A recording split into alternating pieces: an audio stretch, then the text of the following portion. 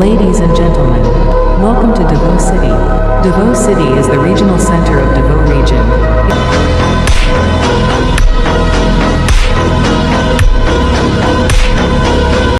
May tatlong district ang Davao. Una ang Talomo, pangalawa ang Agdao with 11 barangays, pangatlo is Kalinan with 19 barangays. Ito ang una namin pinuntahan, ang second district. Pero bago kami pumunta sa mga establishment, inassume muna namin na ready kami at prepared sa mga dadalhin para may makita silang sample.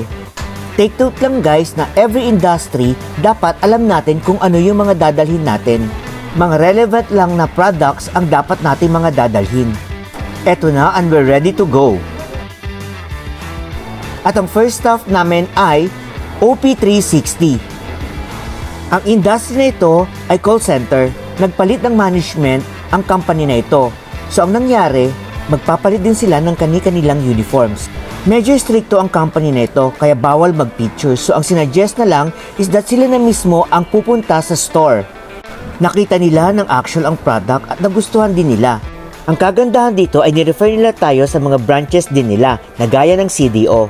Sigurado ako na makukuha natin yung dalawang branch na ito. Next stop naman natin ay sa Lanang area. Ang company naman na ito ay nagpaparenta at nagbebenta ng mga heavy-duty machines na ginagamit sa kalsada, sa tulay, constructions ng mga building.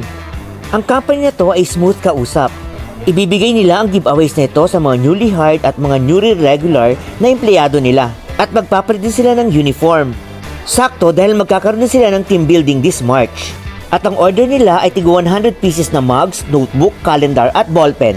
Sable uniform na 100 pieces, jacket na bomber 15 pieces, dry fit na 100 pieces, at varsity jacket na 25 pieces. Nagpadagdag pa sila ng memo cube na 25 pieces. Next ay hindi natin palalampasin ay kahit ang mga toda. Regular suki natin sila sa mga vehicle ads. Tayo din ang nag-sponsor ng toda banner nila. At gusto nila magkaroon ng sarili ng uniform. Nagpapadesign sila sa atin ng full bleed.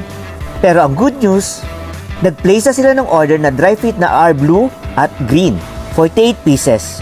Pinakita din natin dito yung iba't ibang klaseng templates sa ating mga brochure at nagustuhan nila yon. At kapag nagustuhan nila, o-order sila ng full bleed na nasa more than 50 pieces.